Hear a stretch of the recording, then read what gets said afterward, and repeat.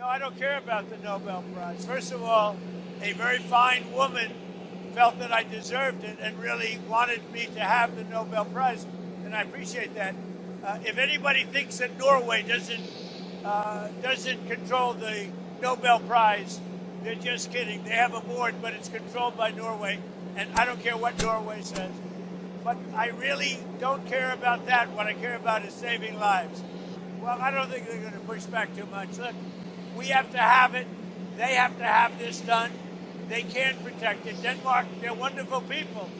And I know the leaders are very good people, but they don't even go there. And, you know, because the boat went there 500 years ago and then left, that doesn't give you title to property. So we'll be talking about it with the various people. We've had tremendous success, and I've done more for NATO than anybody else.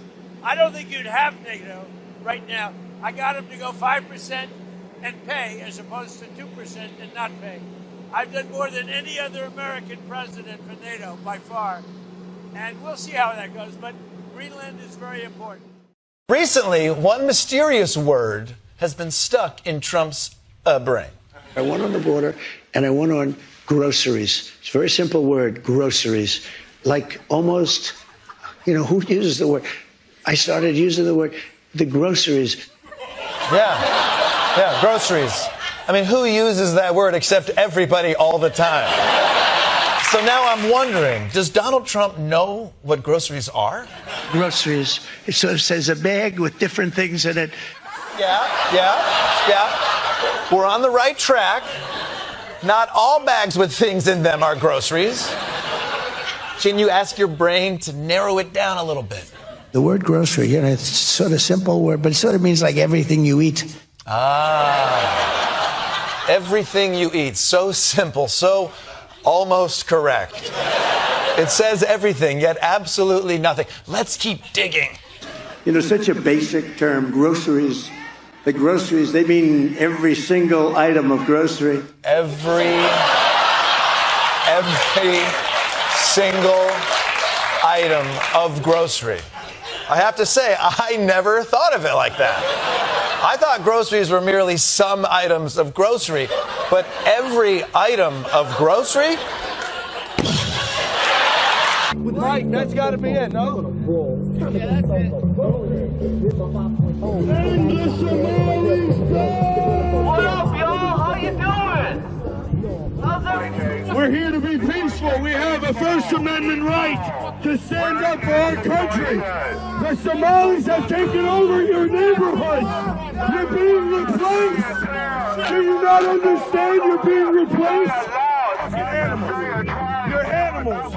These people are animals. Look at them. Look at them.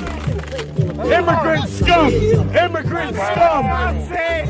Anchor baby, violent migrants. Look what they do. In America, get them. Don't touch my These people want what you have, and they will steal from you to get it. The story of Jake Lang. Let me remind you just how evil and hateful people like Jake Lang is.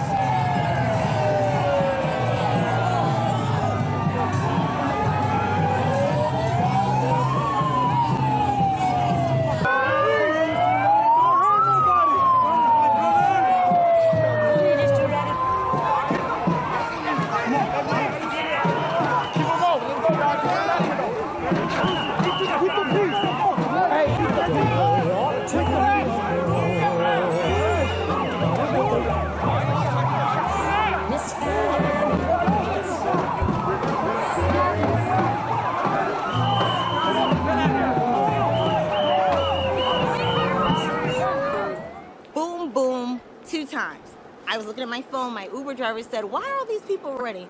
So then I look on the street, it's little children running on both sides of the streets and adults. Then I heard, help, help, 2 times. Who would do something so heartless with so many children outside? It's right before Thanksgiving Eve.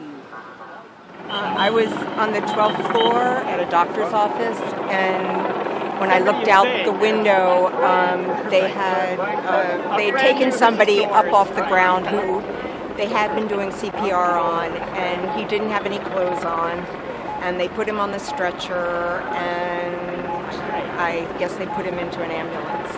I live in southern Maryland now, and I feel like a country mouse who's come back to the city. This stuff doesn't happen in southern Maryland, so and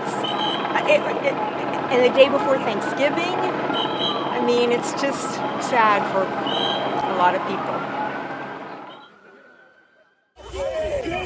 Tonight, new clashes between anti-ICE demonstrators and federal law enforcement in Minneapolis. Here, a protester shoves an officer who detains him. Officers appearing to use tear gas and pepper spray. Today, we met Sarah Lechner. This is your neighborhood. Yeah, I got pepper spray all over me. It's the first time I've had pepper spray. I couldn't see to walk home hardly. DHS argues protesters have been impeding law enforcement. I think that there's quite a degree of Trump derangement syndrome here. There's ICE hysteria that we're seeing here. All happening less than 2 blocks from where Renee Good was shot and killed by an ICE officer. Tonight, there's an FBI investigation into the incident, but at least 3 prosecutors in the U.S. Attorney's Office in Minnesota have resigned over their concerns with the direction of the investigation, a source familiar with the resignations told NBC News. And a federal law enforcement source tells NBC News those resignations were triggered in part by Justice Department leadership pressure to investigate Good and her widow's connections to activist groups. Renee and Rebecca's really good people. The father of Good's late husband tonight speaking to NBC's Kathy Park. I mean, I've seen the video. The car did hit him. I mean, you know, there's just so many things we could say. Could he not shot her? It's just sad. The Trump administration also revoking temporary protected status for Somalis in the U.S. Homeland Security Secretary Kristi Noem posting temporary means temporary. We're putting Americans first. State Senator Zainab Mohammed says her community feels targeted. What does this announcement mean for those families? It means that those families are going to be ripped apart. You have people who've been here for 30 years. And with that, Shaq joins us outside ICE headquarters in St. Paul. Shaq, those demonstrators out there again tonight and also planning something else in the days ahead? That's exactly right, Tom. It's a sign that the protests that you're seeing here behind me are going to continue for the days and weeks to come. They're planning an economic blackout, meaning no school, no work, all in protest of the stepped-up immigration enforcement.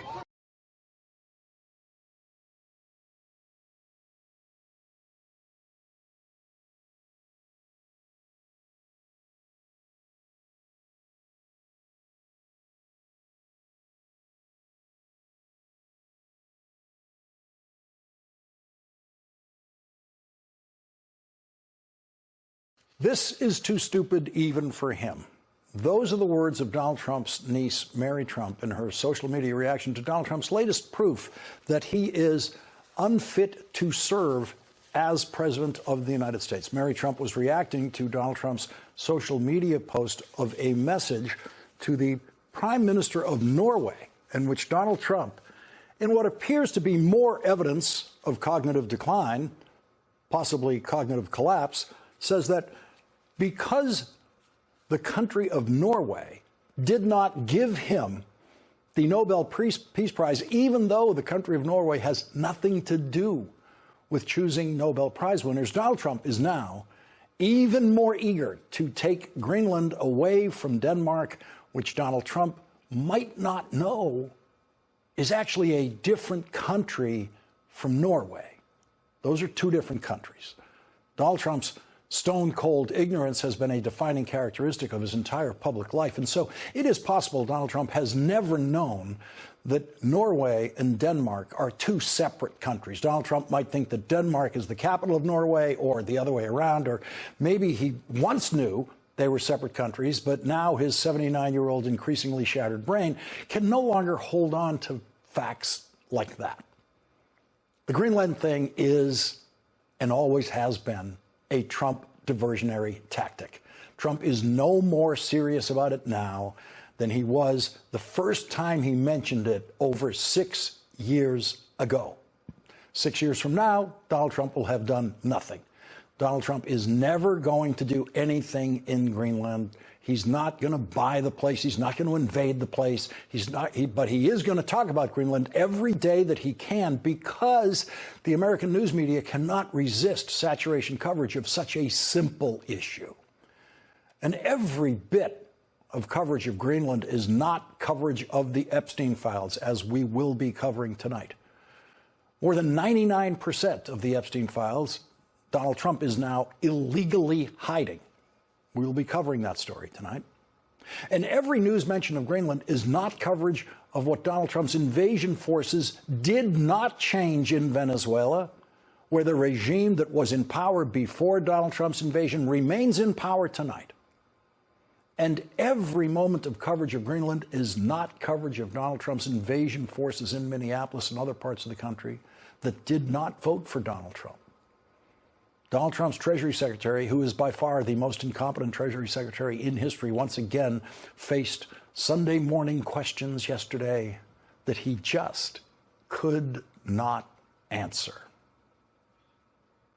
If the United States were to take Greenland by force, how would that be different than Russia's annexation of Crimea? Look, I believe that the Europeans will understand that this is best for Greenland, best for Europe, and best for the United States. That man is going to spend the rest of his life claiming that he saved us from Donald Trump's worst impulses. Marco Rubio will do the same thing. Most Trump cabinet members will be claiming that for the rest of their lives.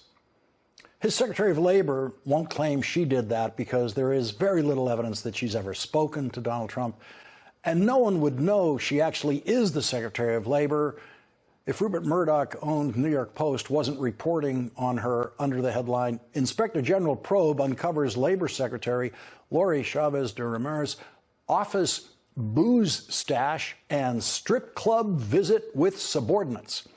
The Post, citing 5 sources, reports, quote, the investigation has also confirmed that rumors the secretary pursued an inappropriate relationship with an underling were discussed internally months ago and dismissed by her chief of staff, Ji-Hun Han, who was put on leave Monday along with his deputy, Rebecca Wright, 3 of the sources affirmed.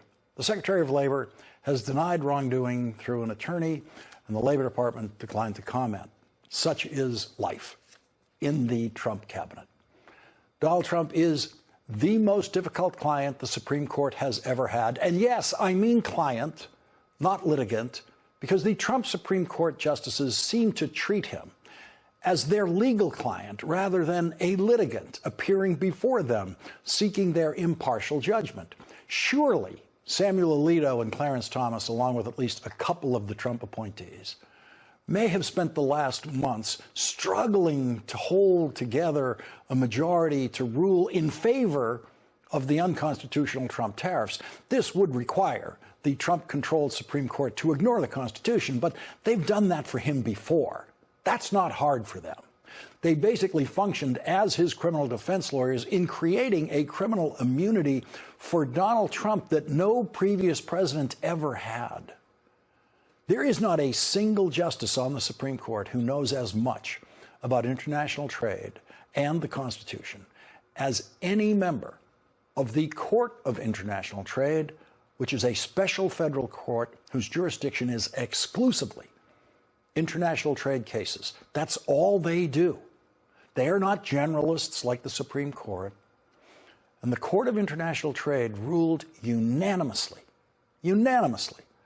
that Donald Trump's tariffs are unconstitutional.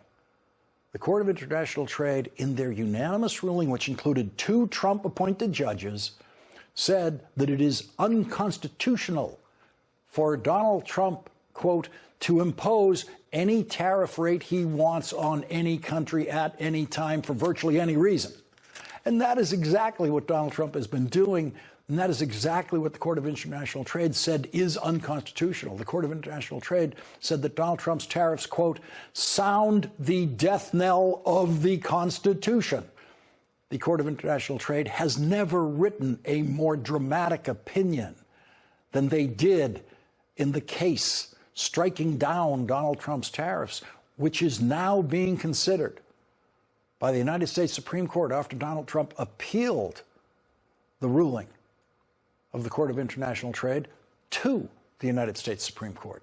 And if you are a Trump Supreme Court justice sitting there for months trying to help Donald Trump with his unconstitutional tariffs, the one thing you wanted him to do while you were considering his tariff appeal is not impose any more crazy tariffs. The one thing Samuel Alito and others needed from Donald Trump is to just stop threatening crazier and crazier tariffs. And if you're Donald Trump's Solicitor General, who argued the case for Donald Trump to the Supreme Court, you were surely hoping that Donald Trump would just stay silent on tariffs until the Supreme Court ruled. But, in fact, Donald Trump has continued to threaten crazy tariffs while the Supreme Court is considering his appeal. And this weekend, Donald Trump did it again, and he did it as crazily as ever. On Saturday, Donald Trump said, quote, starting on February 1st, 2026, all of the above-mentioned countries, Denmark, Norway, Sweden, France, Germany, the United Kingdom, the Netherlands, and Finland, will be charged a 10% tariff on any and all goods sent to the United States of America. On June 1st, 2026, the tariff will be increased to 25%. This tariff will be due and payable until such time as a deal is reached for the complete and total purchase of Greenland. Imagine those Republican Supreme Court clerks desperately trying to twist the Constitution into the grotesque shape they would have to create to accept the Trump tariffs. And then Donald Trump ruins your weekend with that social media post that is the governing equivalent of full-blown dementia, an irretrievably lost mind. When you work for Donald Trump, as the most pathetic Treasury Secretary does, and as some Supreme Court justices appear to do, he will humiliate you. It is impossible to work for Donald Trump as a supporter in Congress, like the Speaker of the House and every Republican in the House and Senate on most issues, without Donald Trump humiliating you repeatedly. And members of your family will be saying what Donald Trump's niece says about him. This is too stupid even for him. Scott Bessent's ritualistic Sunday morning humiliations found a new low even for him this weekend when Kristen Welker asked him about Donald Trump's utterly insane criminal investigation of Federal Reserve Chair Jerome Powell.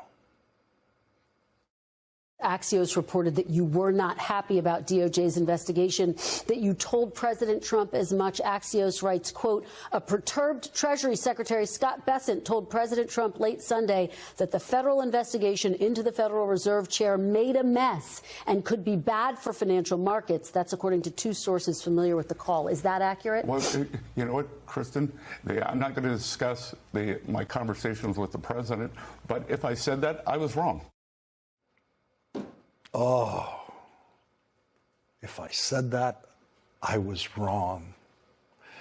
And there the Treasury Secretary wins the prize for the most pathetic reply ever publicly delivered by an already fully humiliated Trump cabinet member.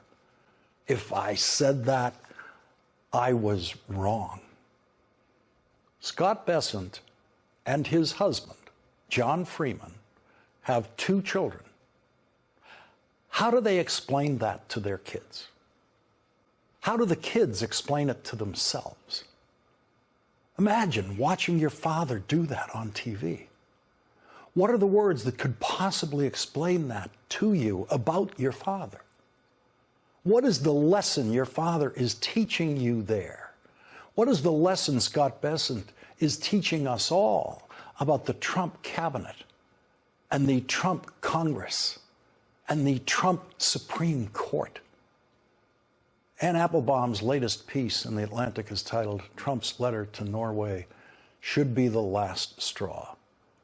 For Scott Bessent and the Trump Quislings and the Trump Cabinet and the Trump Congress, there is no last straw.